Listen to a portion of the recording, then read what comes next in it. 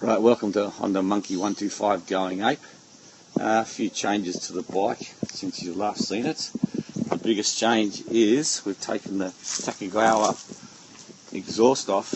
Toma from HRP Motors sent me over the Androli racing one. And I'm telling you, it is 100% worth it. It sounds good. Looks great. It's gone back with the original lines. You get a bit more zing out of the start of it, and we'll just turn her on. Sounds fantastic. It does have a baffle area that you can put in, but this one doesn't have one, and it sounds absolutely fantastic. Got a great sound. Make sure you get in contact with Toma.